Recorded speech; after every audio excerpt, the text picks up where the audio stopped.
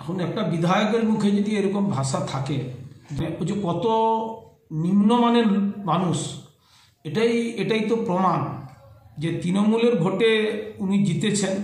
এখানে বিজেপি নামক ভোট ছিল না, মানুষ হয়তো তাকে চেয়েছে, ভোট দিয়েছে। তাতে কি তৃণমূল কেউ, কংগ্রেসের কেউ কি কর্মী বা ভোটার কেউ তাকে ভোট দেয়নি? একটা জনপ্রতিনিধি হয়ে যদি তার মুখে এইভাবে ভাষা হয়, তবে আমরাও তো বলতে পারি যে বিজেপিকে দেখলে ডাকাত ডাকাত বলুন।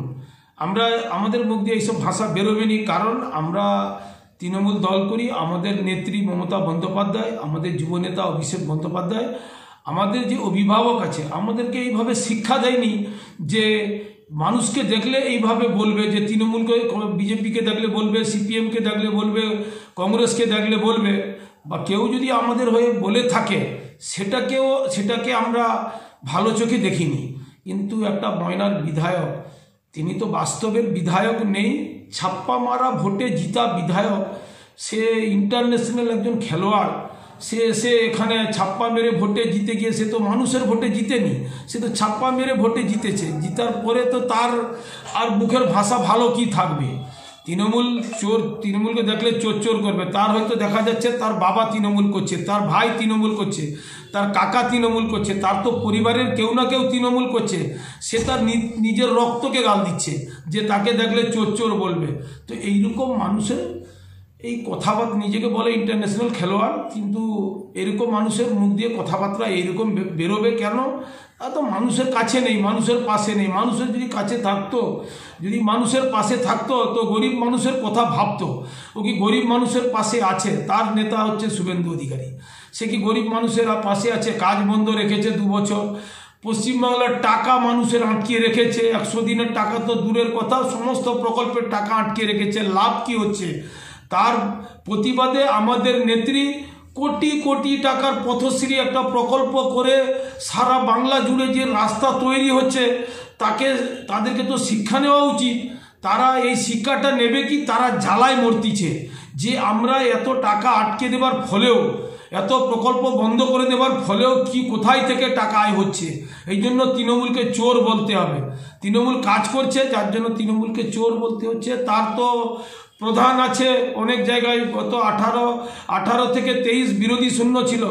23-এ তো কোনো 23-এ তো আর বিরোধী শূন্য হয়নি। অনেক বিজেপির প্রধান আছে, বিজেপির পঞ্চায়েত আছে, বিজেপির পঞ্চায়েত সমিতির সদস্য আছে, জেলা পরিষদের সদস্য আছে। তো তাদেরকেও দেখলে কি চোর চোর বলবে? তো তাদেরকেও দেখলে তারা কি বলছে, তাদের কাছে বক্তব্য শুনুন। তারা কাজ পায়নি, তারা যে জনপ্রতিনিধি এলাকার মানুষকে কথা দিয়েছিল আমরা কাজ করব, তারা কাজ করতে পারেনি। তারা নিজেই মাথা খারাপ করে তারা ভাবছে যে বলে আমরা কোন দলটাই এসে ভোটে দাঁড়িয়ে আজকে জিতলাম, যে তৃণমূল যে বিরোধী শূন্য ছিল, অনেক কাজ করেছিল, আজকে আমরা বিরোধী থেকেও আমরা কিছু কাজ করতে পারিনি।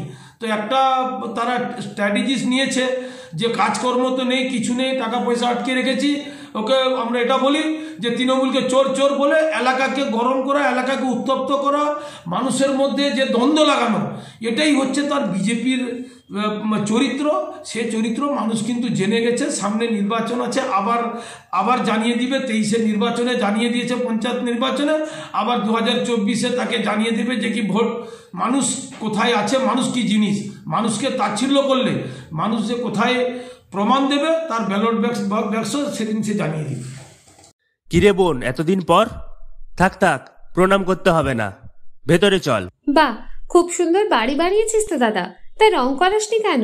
রং তো করাবো, কিন্তু ইন্টেরিয়র ওয়াল, এক্সটেরিয়র ওয়াল ইত্যাদির জন্য কোন কোম্পানির রং ভালো, কোথা থেকে নেব, কাকে দিয়ে করাবো, এসব সম্বন্ধে তো আমি কিছুই জানি না।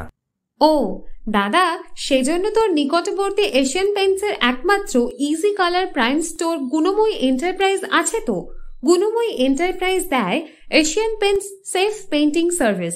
ওনারা কম্পিউটারের সাহায্যে ঘর রং করিয়ে দেখিয়ে দেবেন এবং কোন রং ভালো লাগবে তার পরামর্শও দেবেন। তার সাথে ওয়ারেন্টি কার্ডও দেবেন। আমার বাড়িতে এসে রং কেমন হয়েছে দেখে ছবিও তুলে নিয়ে গেছে। বেশ ভালো তো। তুই তাহলে এক্ষুনি আমাকে গুণময়ী এন্টারপ্রাইজের ঠিকানা আর যোগাযোগ নাম্বারটা দিস। গুণময়ী এন্টারপ্রাইজ, ঠিকানা জলচক, পিংলা, পশ্চিম মেদিনীপুর। যোগাযোগ নাম্বার 8240720151।